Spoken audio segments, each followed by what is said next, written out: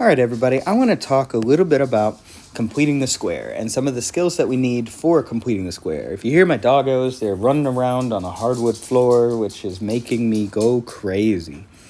So I'm going to do it with a concrete example, just so that you kind of know like what's going on. And then we're going to use it in kind of a generic example. So what would be really cool is we're going to reverse engineer something that looks like this.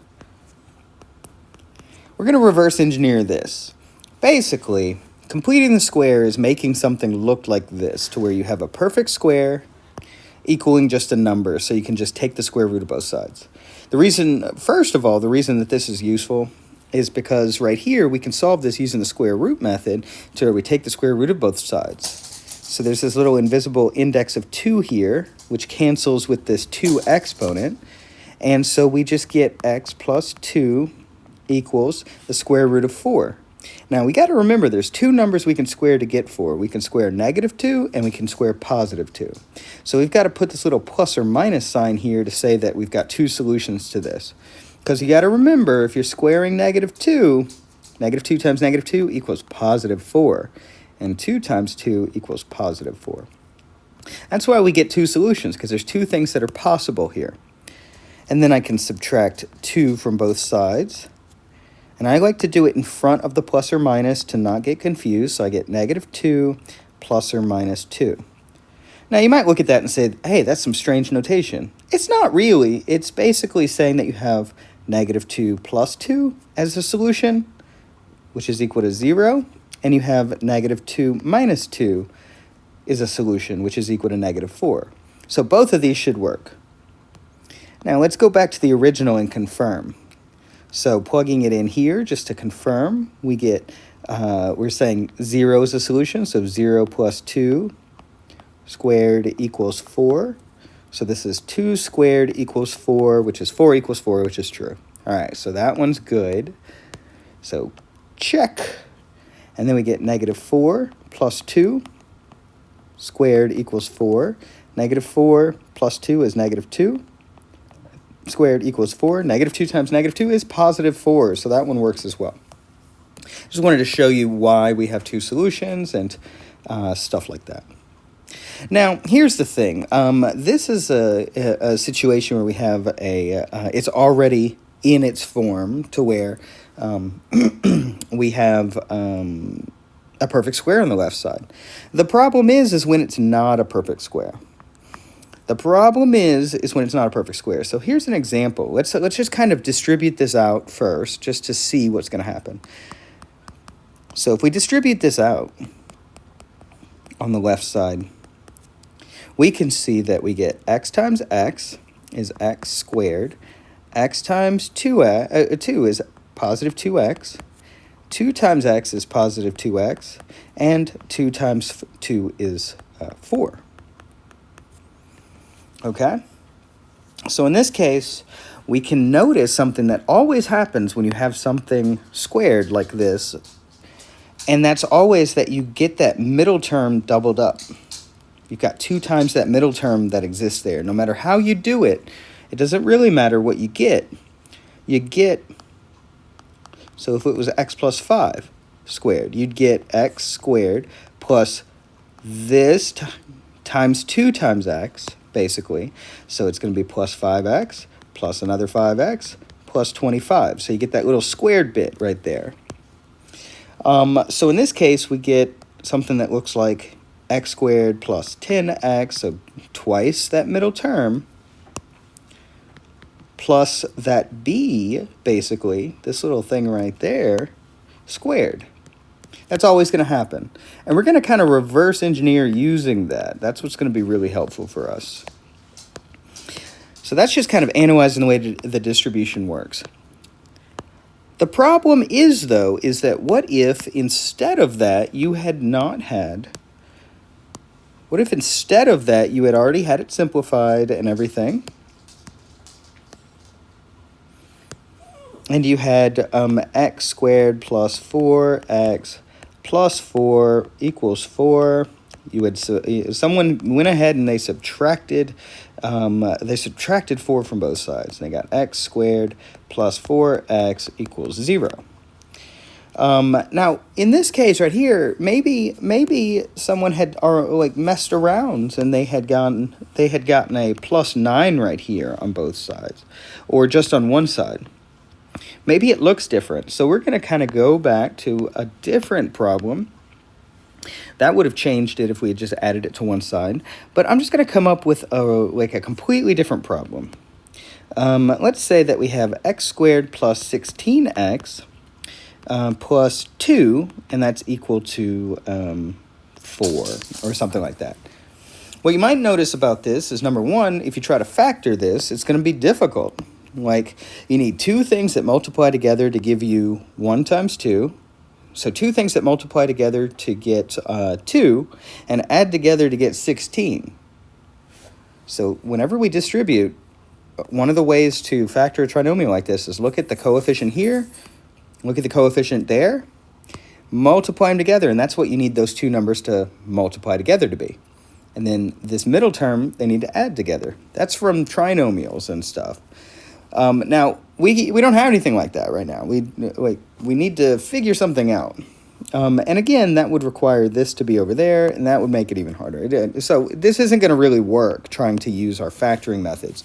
That's why, we think to ourselves, man, wouldn't it be nice if it was a perfect square is equal to a number? Because then we could just take the square root of both sides, and we have an easy answer. Square root methods usually are easiest way to solve a quadratic, because it's like 2 steps.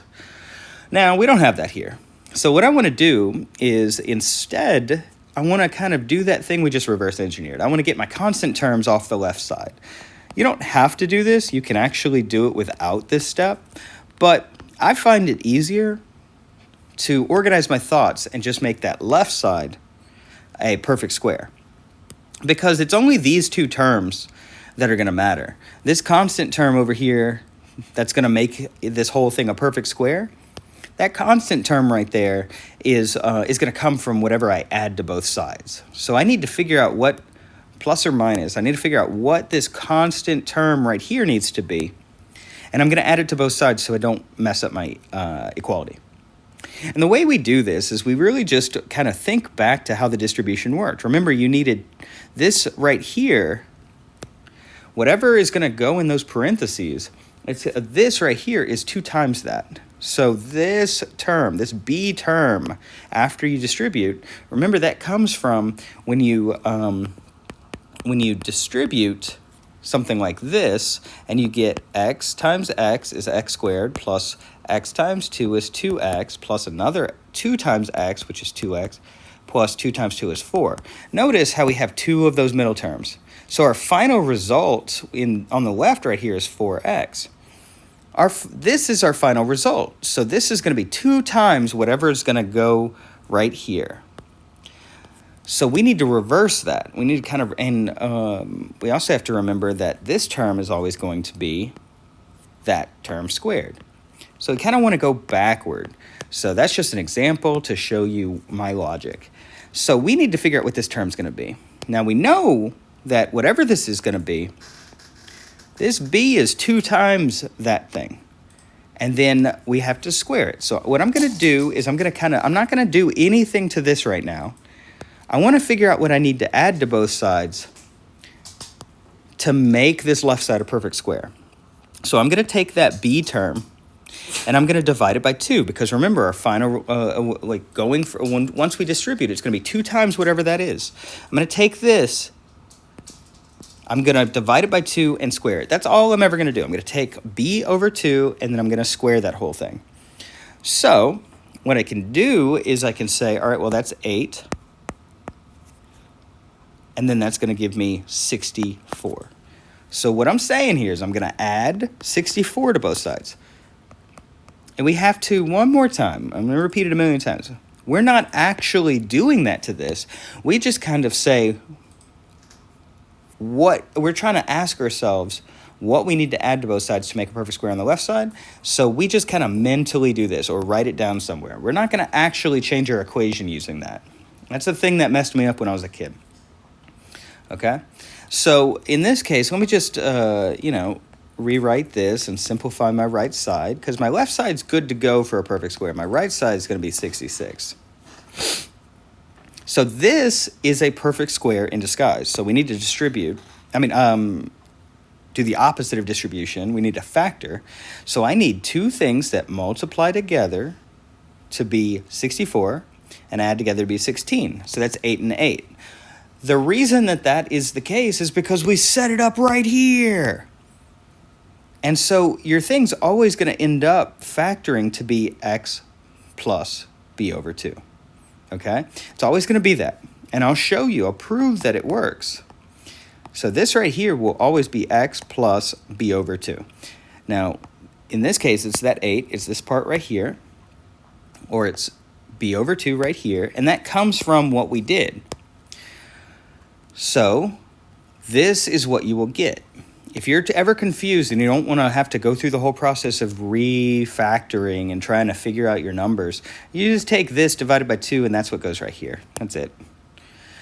So now I can take the square root of both sides, and I can solve this to get x plus 8 is equal to plus or minus the square root of 66, whatever that is, and then you just go finish the process by subtracting 8 from both sides, blah, blah. But that's not the focus of this. The focus is super all about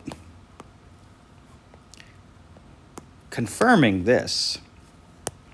So let's see what happens when we redistribute. Let's see if we did it right. You can always confirm your answers in algebra. That's what that actually is. So I distribute x times x is x squared. X times 8 is 8x. 8 times x is 8x. And then 8 times 8 is 64. Now, I'm not. This is not part of the solution. This is just confirming if I goofed or not. Simplifying this whole thing will give me exactly what I had originally. This is optional. So I get something like that. And my original was this right here. So I could do some padding. I could totally subtract 62 from both sides to get it to look exactly the same. And I'm left with x squared plus 16x plus 2 equals 4. So it worked. Now, I don't want to do that every time, and I'm not going to do that every time. But the process is basically, no matter what I'm given, it doesn't matter what it looks like. It doesn't matter if there's an A right here or some thing right there. No matter what I'm given, the only terms that I really need to worry about are these two terms. The constant term doesn't even really matter that much, unless it's already a perfect square. Then why would I do the work if it's already a perfect square? So maybe I have something that looks like this, and that's going to be equal to... I'm trying to think of a good problem that makes it simple, but I don't care. Let's just do that. So right here, I don't have a perfect square on the left side. There's not two things I can multiply together to get 2 and adds together to get 4. So we're going to have to do this the hard way. So I'm going to go ahead and I'm going to subtract 2 from both sides.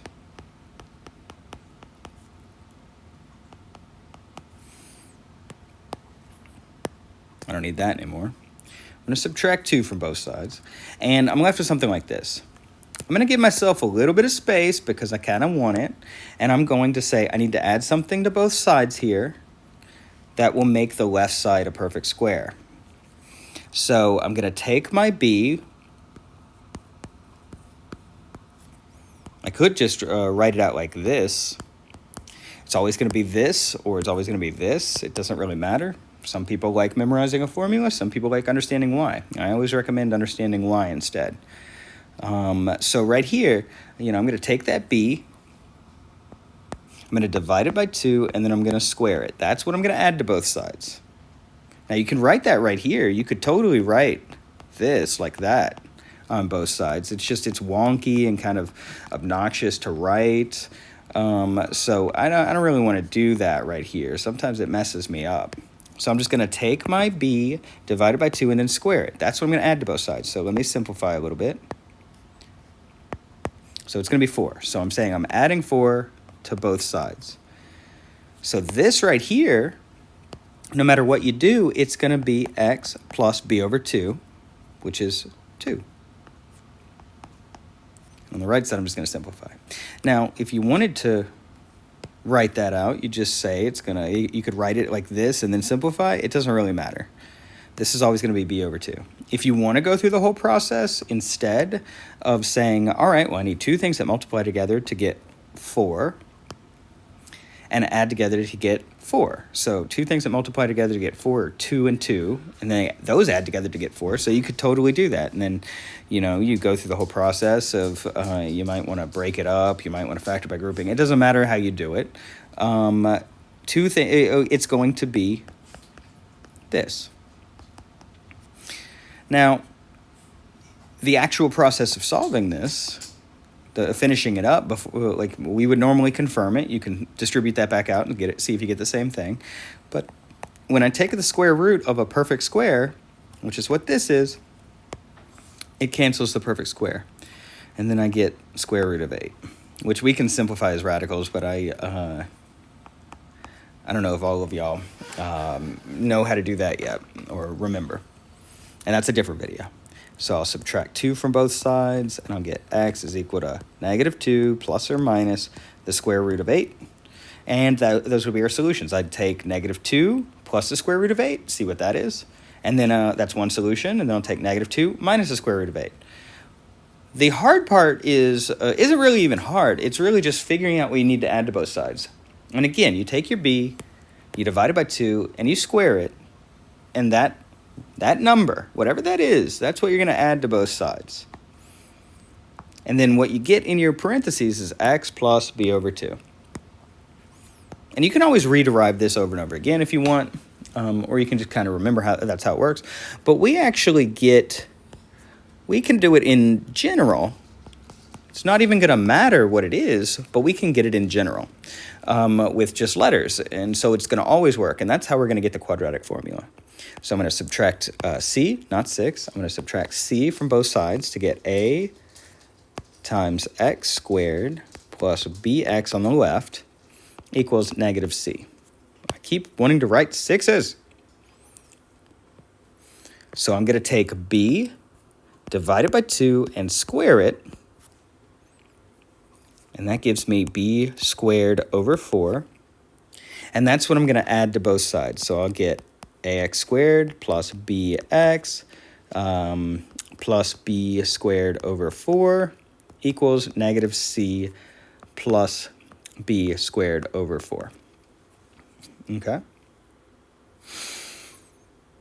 And so this term right here is going to be the same thing that you get when you do, we need to get this coefficient off of there. So I'm going to divide every term by a to get rid of that.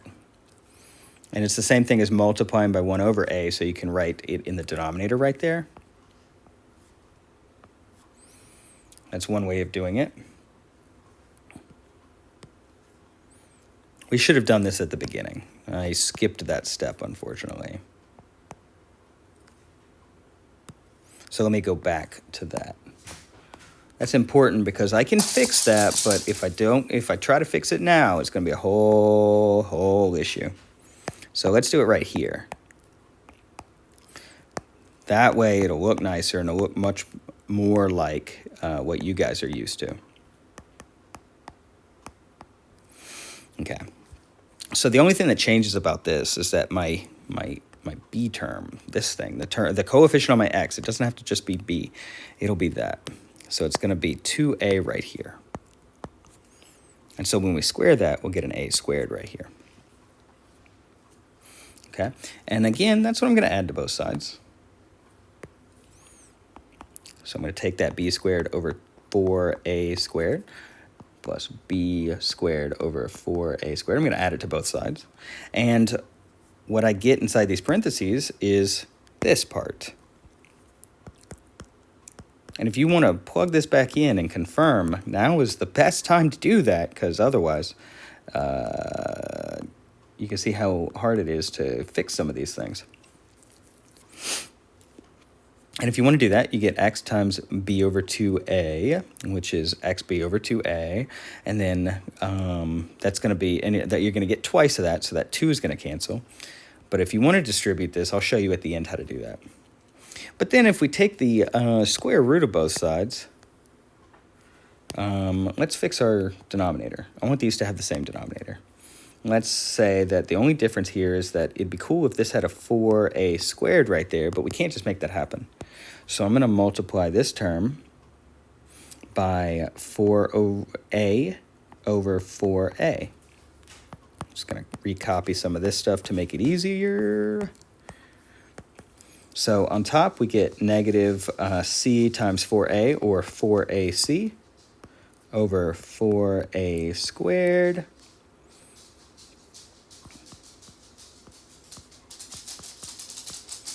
Okay, I'm sure you can see that it's starting to look like the quadratic formula. Most of the time, you won't have to rederive it. In the future, you'll just be able to use it. So since those are two things over the same denominator, we can just combine them into one fraction. If you don't remember this, that's okay. That's okay. You might want to practice that. So I get negative 4ac plus b squared is my new numerator, and my denominator is all going to be the same. It's just going to be one fraction. But I can write it as b squared minus 4ac.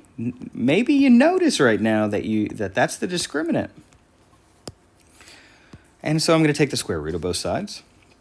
And I'll get x plus b over 2a right here is equal to plus or minus the square root of b squared minus 4ac over 4a squared. Now you might remember a certain property that says that you can break up your radical. And so I will break it up into two, it's a fraction, so I'll break it up into the top and the bottom, because that bottom can be simplified.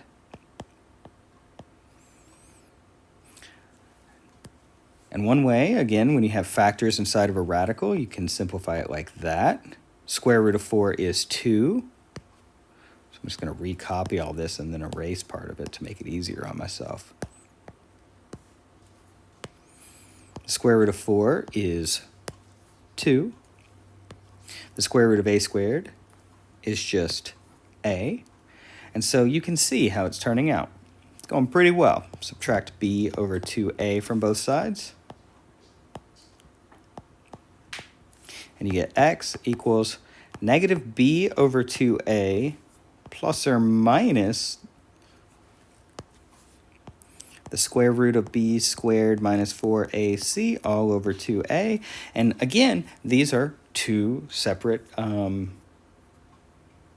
fractions with the same denominator, so you can combine them into one. So you can say it's negative b plus or minus the square root of b squared minus 4ac all over 2a, because they have the same denominator.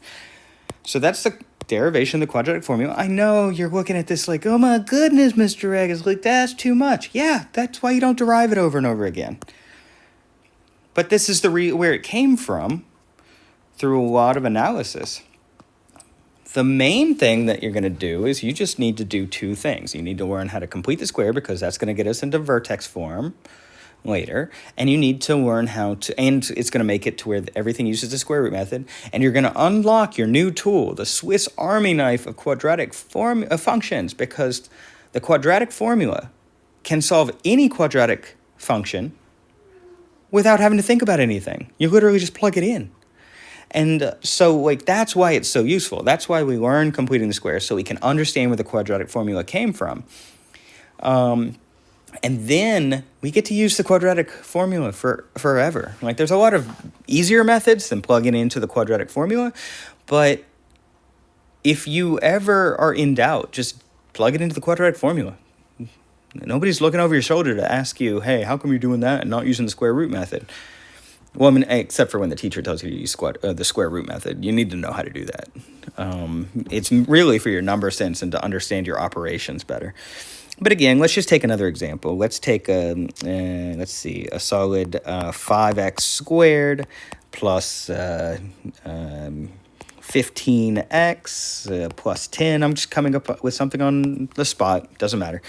A couple things about this. I don't want a coefficient on my x squared term, so I'm going to divide every term by that to not have that. Boop. So I get x squared plus 15x over 5 is 3x plus 2 equals 1. It's already simplified and looking nice. But We're going to pretend that we don't notice that this could easily be factored into x plus 1 and x plus 2. But we're going to pretend that didn't happen because I randomly came up with a factorable equation, which is great. So I'm going to subtract 2 from both sides because I don't want it over here, just to make my thoughts nice. You can do it over here. It's not going to look pretty. Okay?